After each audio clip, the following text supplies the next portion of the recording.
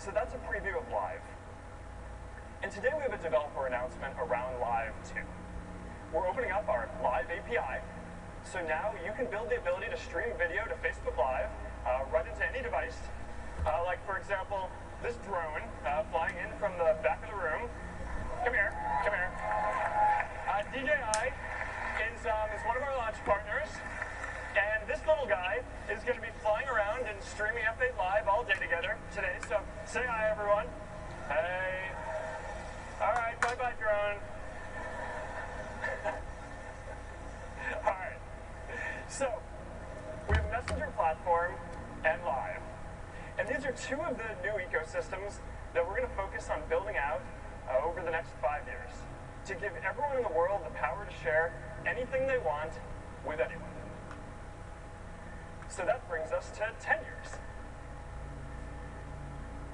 Over the long term, we're focused on three major areas: connecting everyone to the internet, artificial intelligence to make services more intuitive and natural to use, and virtual and augmented reality to help us share and experience the world in a much richer way. So I want to start off by talking about connectivity. So right now, more than half of the world, more than 4 billion people, don't have access to the internet. And it turns out that there are three main reasons why people don't have access. The first is availability. You don't live near a network. That's about 1 billion people. The second is affordability.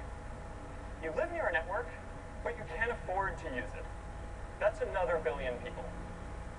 And the third reason, which is actually the biggest of all, is awareness.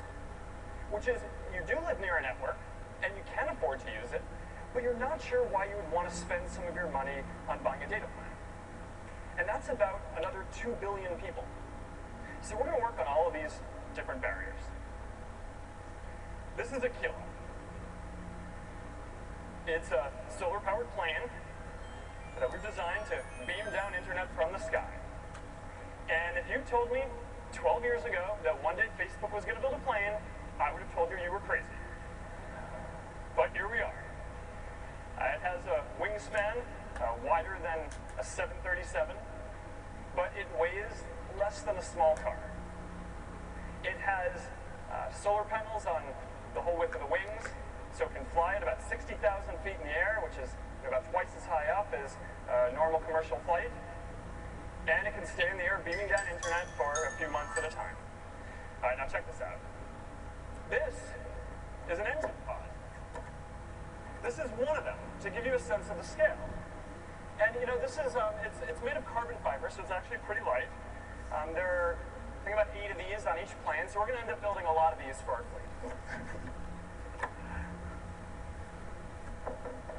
All right. Now, in a few months, we're going to launch our first satellite into space to connect sub-Saharan Africa and people who don't have access to networks there. And tomorrow, you're going to hear about 2 powerful new systems we've built to improve connectivity on the ground in urban and rural areas. So we're really going at this problem from every possible angle. Now, then there's also affordability. And we can reduce people's data costs in 2 ways. Use less data and make data cheaper.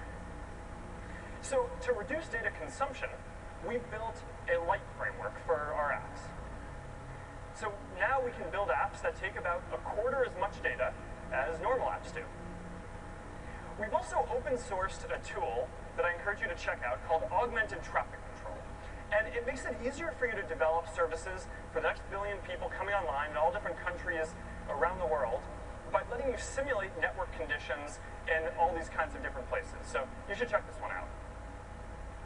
Now, to make data cheaper, we're building open source infra for telcos.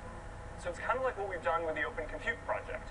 And the idea is that if we can make it cheaper for telcos to operate their global infrastructure, then some of those cost savings